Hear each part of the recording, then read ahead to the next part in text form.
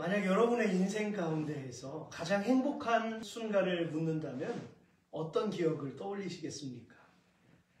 삶에 대한 철학적인 질문을 자주 하던 분들이야 평소에 정리해 놓은 걸 선뜻 대답할 수 있겠지만 대부분 쉽게 대답하지는 못해요. 왜일까요? 평소에 행복의 정의를 논할 정도로 그렇게 깊게 생각하지는 않기 때문이죠. 그렇다면 사전적인 의미를 한번 보겠습니다. 삶의 기쁨과 만족을 주는 경험이나 마음의 상태, 이렇게 정의가 돼요. 그렇다면 과연 내 인생에서 이 행복의 순간은 얼만큼의 비중을 차지하고 있을까요? 2004년에 출간되어서 2006년까지 뉴욕타임스 베스트셀러 목록에 이름을 올렸던 긍정의 힘이란 책이 있어요. 그리고 이 책의 내용은 크리스천이나 넌 크리스찬들에게 많은 인기를 얻기도 했는데요. 그 이유는 현대인들이 목말라 하는 문제를 해결해 주는 것 같았거든요. 이 책의 골자는 3가지 정도로 요약할 수 있어요. 첫째로, 행복은 매일 아침을 시작할 때마다 긍정적인 마음과 태도로 선택할 수 있다. 그리고 2번째는 긍정적인 생각과 말을 통해서 삶의 긍정적인 변화를 일으킬 수 있다. 마지막, 하나님께서는 우리에게 번영과 축복을 원하시기 때문에 믿음을 통해서 물질적이고 정신적인 번영을 누릴 수 있다. 이렇게 강조를 합니다. 여러분은 이 내용의 골자를 듣고서 어떤 생각이 드시나요? 어찌 보면 한국 교회 안에 지금도 여전히 이슈가 되고 있는 복에 대한 개념과 이 긍정의 힘이란 책에서 말하는 것이 같은 맥락임을 우리가 알 수 있는데요.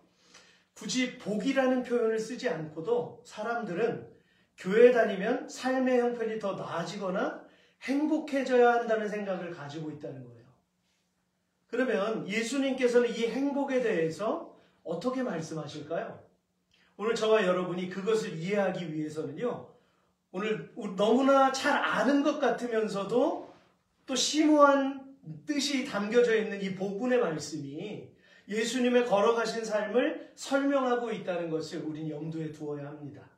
그리고 그 안에 들어있는 주제는 하나님의 나라가 가까이 왔다라는 거예요. 바로 이 앞장인 마태복음 4장 17절에서는요. 예수님께서 광야의 시험을 받으시는 장면이 나옵니다. 그리고 광야의 시험을 받자마자 회개하라, 천국이 가까이 왔느니라 라고 선포하시고 제자들을 부르셨죠. 그리고 나서 하신 일이 각종 병에 걸려서 고통당하는 이들을 고치시는 장면으로 이어집니다. 여기서 중요한 것은요, 우리가 물음을 가질 수 있어요. 주님은 왜 그 일들을 행하셨을까라는 질문이에요. 주님이 왜 그 일을 행하셨을까? 우리는 일반적으로 하나님의 전능하심을 보여주시기 위해서 이렇게 대답을 할 수 있고요. 아니면 당시에 억압받던 사람들의 삶을 변화시켜 주시기 위함이 아닐까라고 누구나 다 아는 대답을 할 수 있어요. 그런데 어느 정도 맞기는 합니다. 하지만 그것이 핵심은 아니에요. 여기서 핵심은 22절입니다. 우리 같이 한번 읽을까요? 시작. 예수께서 온 갈릴리에 두루 다니사 그들의 회당에서 가르치시며 천국 복음을 전파하시며 백성 중에 모든 병과 모든 약한 것을 고치시니. 아멘. 그들의 약한 병을 고치시기 전에 무엇을 하셨다고요?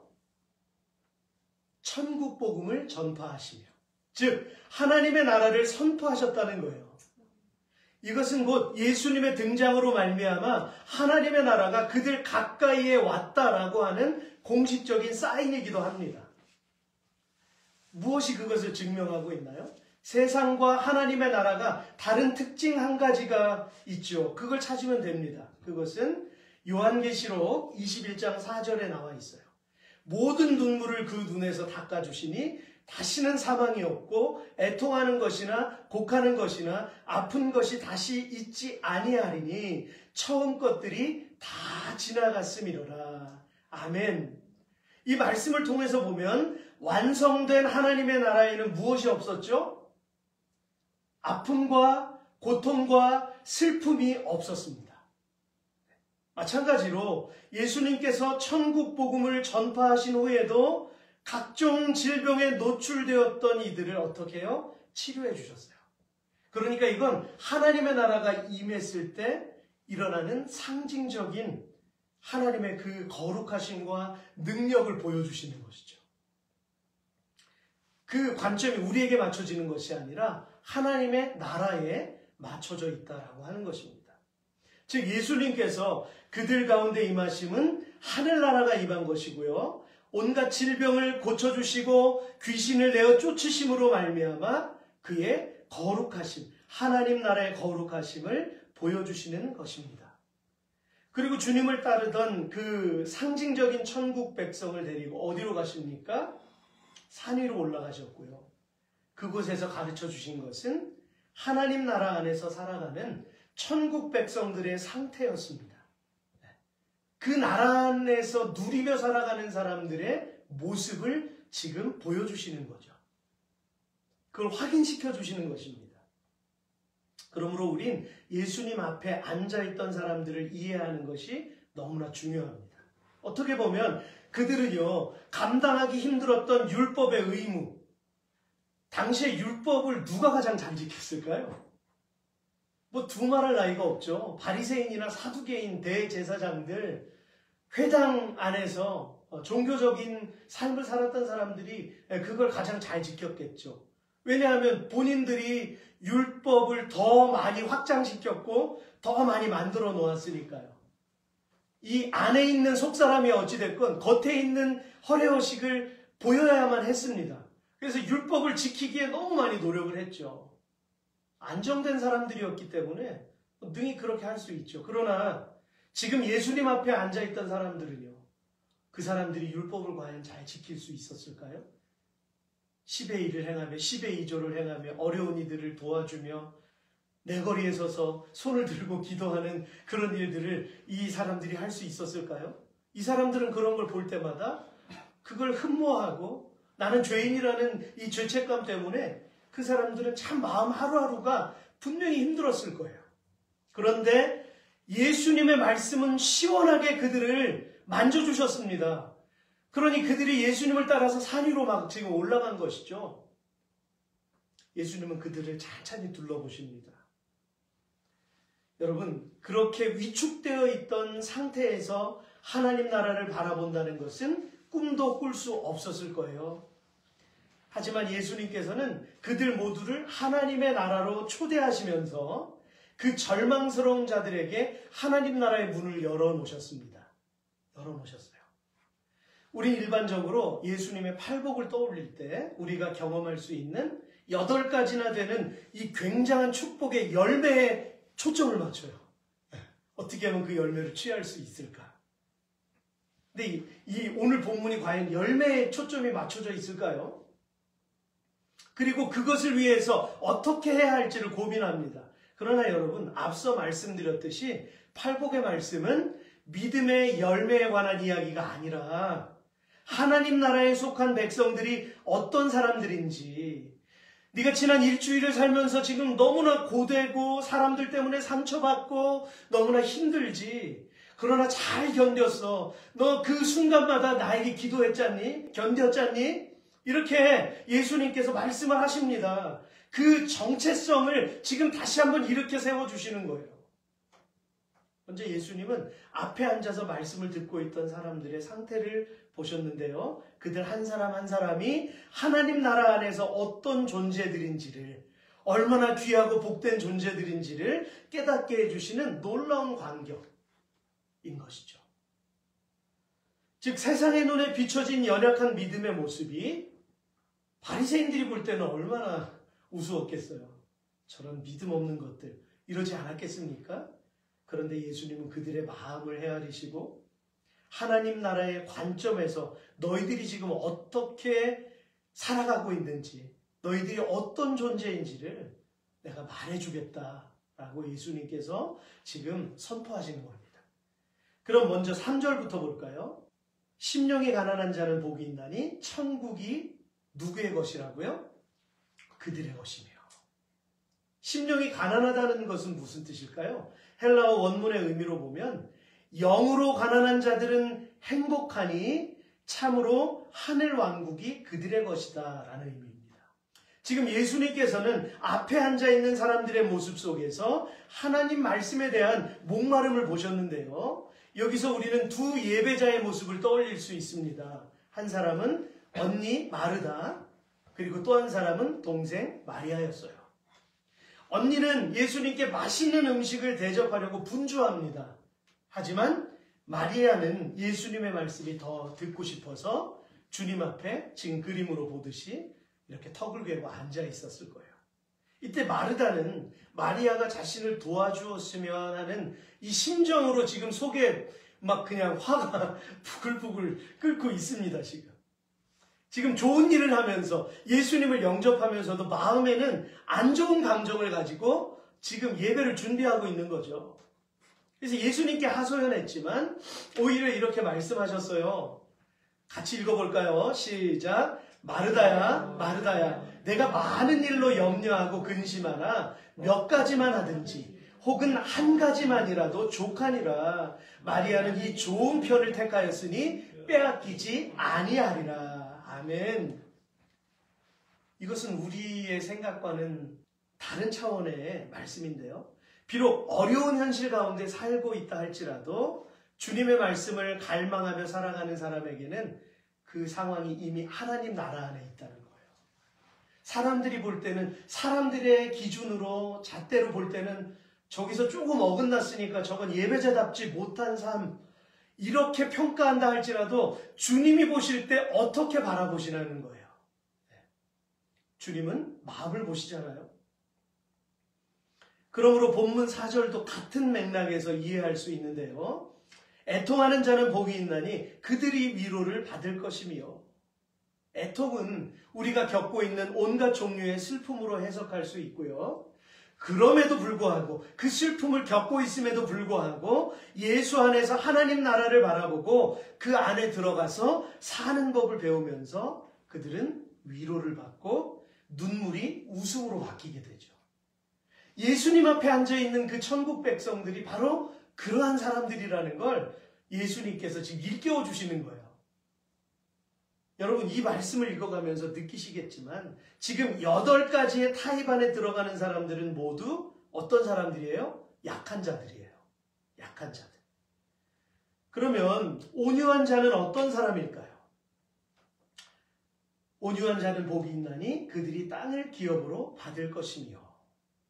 달라스 윌라드라는 복음주의 신학자의 해석은요, 이렇습니다. 이들은 부끄러움 잘 타고 소심하고 약하고 무른 자들이다. 다른 사람이 지나가면 마치 그게 옳기라도 하다는 양 얼른 길을 비켜주고, 주변에 시끄러운 일이라도 생기면 자동적으로 자기 때문이다, 자기와 관련된 일이라고 생각한다. 위축된 그런 마음을 가지고 있는 사람들, 핍박받는 사람들, 그냥 한쪽에 웅크리고 있는 그러한 사람들. 어떻게 보면 좀 무능해 보이고 이 시대가 요구하는 경쟁사회에서 뒤처져 보이는 사람처럼 여겨질 수도 있어요. 그러나 천국이 그들을 감싸 안으면 어떤 일이 일어난다고요? 온 땅이 그들의 것이 된다. 이렇게 말씀하시는 겁니다. 사랑하는 꿈꾸는 교회 성도 여러분, 예수를 믿는다는 것 때문에 혹여 비교당하신 적이 있으십니까? 아니면 조금 사람들 앞에서 무능해 보였거나 이유 없는 오해를 당하며 자존심 상하는 일을 겪으셨나요? 또 군대 얘기를 하는 것 같은데 제가 지난번에 훈련소 갈 때 톰슨 바이블 가지고 갔다고 그 버전까지는 얘기 드렸죠. 자대 배치를 받았어요. 자대 배치를 받았는데 이제 본부 중대였거든요. 본부 중대 딱 들어갔는데 이제 짝대기 하나니까, 이등병이니까 항상 이렇게 하고 있잖아요. 거의 많은 사람들이, 고참들이 불교, 종교가 다 불교였어요. 그러니까 저는 기독교인이었다가 또 거기다가 하나 덧붙여서 군종병이잖아요. 얼마나 저를 미워하는지. 육두문자를 저는 군대에서 이런 종류의 갖가지의 육부문자들이 있구나. 거기서 다 들었어요. 그리고 맨날 욕먹고 욕 악먹을 일도 제 동기들도 저 때문에 같이 얼차려 받고 막 이런 일들이 많이 있었습니다. 예수 믿는 것 때문에 너만 보면 재수 없어. 이런 말을 하던 그런 병장도 있었어요. 굉장히 자존심 상하죠. 어떻게 보면 그들보다 더 제가 나이도 좀 많은 상태에서 갔거든요. 굉장히 자존심도 상하고 그랬습니다. 여러분 괜찮습니다. 왜 괜찮습니까? 우리는 주님의 백성이기 때문이에요. 주님의 십자가를 바라보고 걸어가는 사람들이기 때문입니다. 어차피 세상이 추구하는 방식과 하나님 나라를 살아가는 사람들의 방식은 다르잖아요. 지금 문 밖을 나가도 다른 이민자들의 삶과 지금 여기 앉아있는 저와 여러분들의 목적도 다르고 삶의 패턴도 다르잖아요. 다를 수밖에 없죠. 그러므로 더욱더 의에 줄이고 목마른 자가 되시기를 주의 이름으로 축복합니다. 특별히 의에 줄이고 목마른 자는 첫 번째로 언급된 이 심령이 가난한 자와 비슷한 유형이 아닐까 생각할 수 있습니다. 그러나 이것은 개인적인 갈망함의 차원에서 좀 더 넓게 포괄적으로 좀 더 정의롭고 불의를 견디지 못하는 사람들일 수 있는데요. 즉 하나님의 공의가 임하기를 간절히 사모하는 마음이죠. 파리올림픽 열리면서 굉장한 기독교의 어떤 자존심을 건드리는 그러한 일이 발생이 됐잖아요. 그죠? 네, 레오나르도 다빈치의 그 12제자와 함께 만찬하는 그림, 그걸 패러디하고 참으로 거룩하지 못한 그런 모습을 우리가 볼 수밖에 없었어요. 아니나 다를까? 많은 세계인들로부터 지탄을 받고 그걸 내렸잖아요. 그렇죠? 어떻게 보면 그렇게 막 이야기하고 촉구하는 것이 어떤 여기에서 말하는 의에 줄이고 목마른 자의 그러한 행동 패턴일 수도 있습니다. 하지만 이것 역시 예수 그리스도와의 온전한 교제 안에서 이루어질 수 있음을 기억해야 합니다. 그 배부름과 만족은 오직 주님 안에 있을 때에만 가능하기 때문이죠. 예수님은 요한복음 16장 9절에서 이렇게 말씀하세요. 아버지께서 나를 사랑하신 것 같이 나도 너희를 사랑하였으니 나의 사랑 안에 거하라. 아멘. 나의 사랑 안에 거하라. 내가 아버지를 사랑한 것처럼 아버지가 나를 십자가 위에 달려있는 나를 사랑하신 방식. 그걸 이해할 수 있습니까 우리가? 하나님은 독생자를 너무 사랑하셨어요. 그런데도 십자가의 못을 받게 하셨잖아요. 사람들은 이해할 수 없어요. 우리도 수박 겉핥기식으로 예수님을 믿으면 이해할 수 없어요. 근데 말씀에 깊이 우리가 더 들어가고 주님의 그 사랑을 묵상할 때 그때 비로소 조금씩 알아갈 수 있잖아요. 그 사랑 안에 거하라고 말씀하세요. 그 사랑 밖에서 행하는 건 죄일 수도 있어요. 오히려 죄로 더 열매를 맺게 될 수도 있습니다. 내 의가 드러나기 때문에. 그래서 우리는 그것을 주의해야 하고요. 우리가 의를 주장한다 할지라도 주님 안에서의 온전한 교제가 우리에게 넘쳐나야 될 줄로 믿습니다. 그 다음으로 다섯 번째는 긍휼히 여기는 자인데요. 이런 사람이야말로 악의를 품은 사람들에게는 먹잇감이 될 수 있는 그런 유형이죠. 여러분, 타인과의 관계 속에서 가장 힘든 일이 무엇일까요? 그것은 희생을 감수하거나 손해를 분명히 볼 수밖에 없다는 걸 알고 불보듯 뻔히 알면서도 그 일을 행하는 것입니다. 어떻게 보면 그 일을 행하는 것 때문에 내 권리를 포기할 수도 있고요. 손해를 보면서 살아갈 수도 있습니다. 그런데요, 이 말씀도 우리가 조금 가까이 바라보면 은혜를 베푸는 자들은 행복하니 참으로 그들이 은혜를 받을 것이다. 이렇게 해석이 됩니다. 긍휼을 은혜로 바꿔보세요. 예수 그리스도의 은혜로. 예수 그리스도가 지금 사랑을 베푼다고 생각해 보세요. 예수님이 지금 저 영혼을 만져주시기를 원해서 나를 사용하신다고 생각해 보세요. 얼마나 가슴이 두렵고 조심스럽고 떨릴까요? 그죠? 그리고 그 마음에 얼마나 기쁨이 넘칠까요? 내 이 작은 손길을 통해서 주님의 사랑이 증거된다라고 생각할 때 말이죠. 그리고 사도행전 20장 35절에서 사도 바울이 이렇게 권면하고 있습니다. 우리 이번에 같이 읽을까요? 시작. 범사에 여러분에게 모본을 보여준 바와 같이 수고하여 약한 사람들을 돕고 또 주 예수께서 친히 말씀하신 바 주는 것이 받는 것보다 복이 있다 하심을 기억하여야 할지니라. 아멘. 약한 사람들을 돕는 것.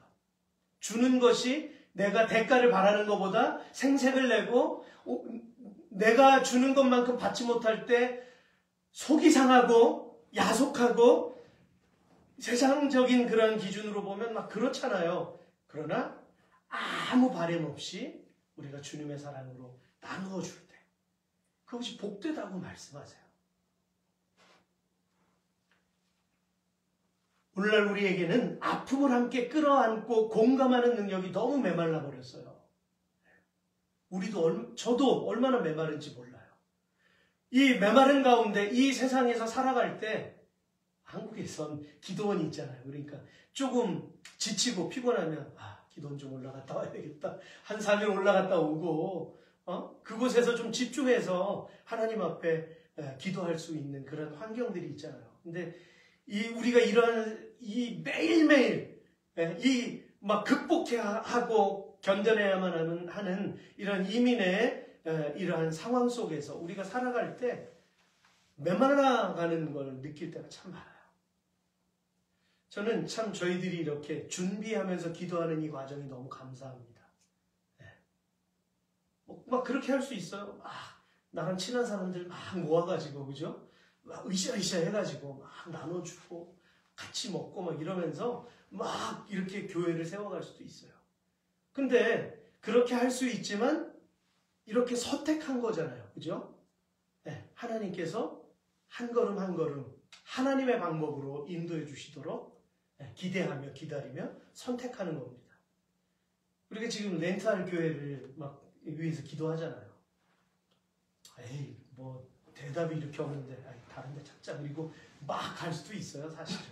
그러나 우리가 기도해온 바가 있고 하나님께서 정확한 응답을 주지 않았기 때문에 계속 기도를 하는 겁니다. 되면 된다, 안 되면 안 된다. 이렇게 얘기가 나와야 될 거 아니에요. 근데 그런 얘기가 없어요, 지금. 그렇다는 것은 기도하라는 것이죠. 그래서 기도하는 겁니다. 하나님의 시간은 우리랑 달라요. 하루가 1000년 같고 1000년이 하루 같은 하나님 앞에서는 2000년 전이나 지금이나 동일선상에서 하나님의 자녀들을 주께서는 바라보고 계신다는 거예요.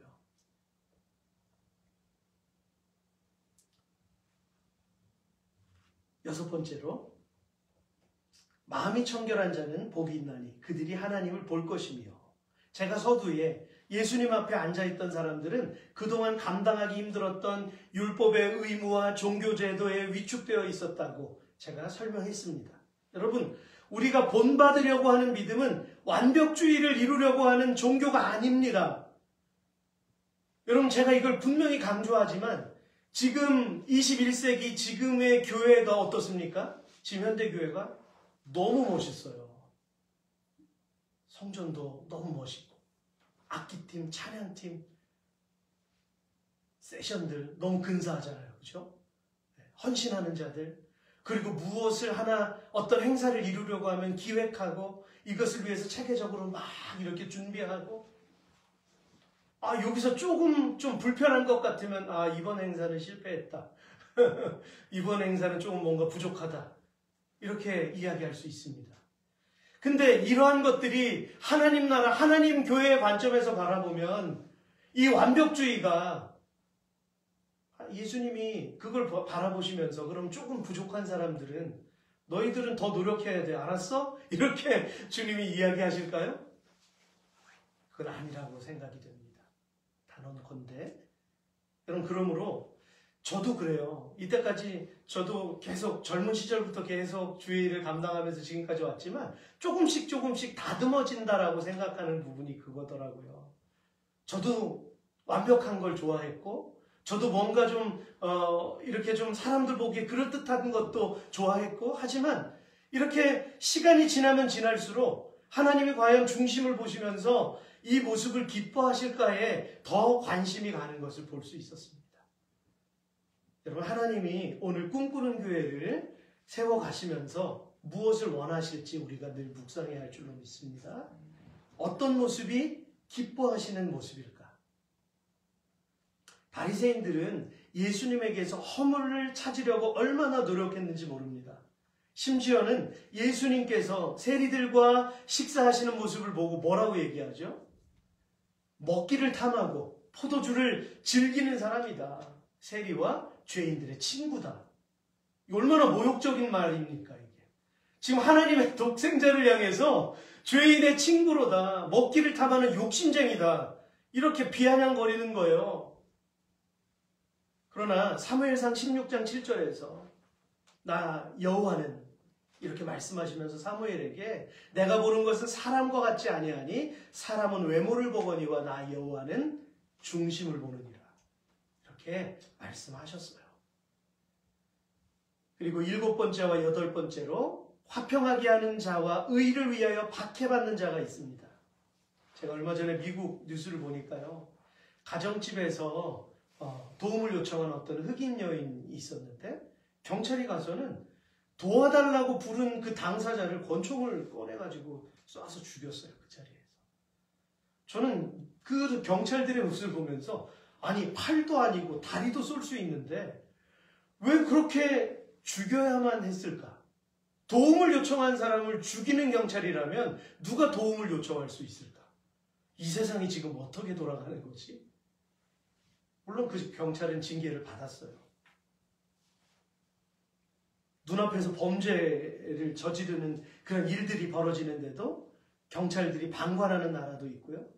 잘못된 리더로 말미암아 일순간에 사회가 폭망하는 온통 죄악으로 흔들리는 모습을 이 세계에서 쉽게 우리는 발견할 수 있습니다.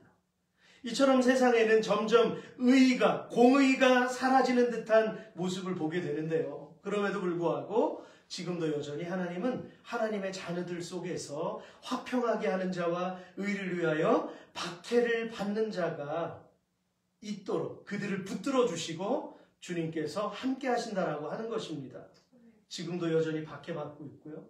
지금도 여전히 수천 명, 수만 명의 무리들 속에서 단 한 사람이 화평케 하는 자가 있다는 얘기예요. 오늘 저와 여러분들은 그러한 자로 서시길 바랍니다. 이 에드먼턴 땅에 우리가 기왕 꿈을 꾼다면 그런 꿈을 꿔야죠. 호텔리어가 된다면, 기왕 호텔리어라면 그 수많은 사람들 속에서 화평케 하는 자가 된다면 얼마나 멋있을까요? 그 의로 업계에서 화평케 되는 자가 되기를 축복합니다. 네.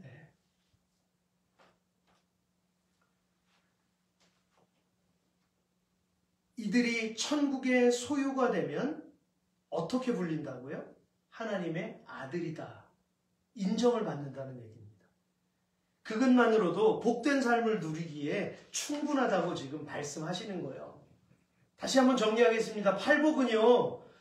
그 8가지의 열매, 우리가 이 땅에 살면서 사람들이 흠모하는 그 잡을 수 있는, 눈에 보일 수 있는 명예와 만족스러운 그런 8가지를 우리가 얻는 것. 예수님은 그걸 말씀하신 게 아니라 예수님은 지금 천국의 백성들이 하나님의 나라가 임했을 때의 상태를 지금 말씀하고 계시는 거예요.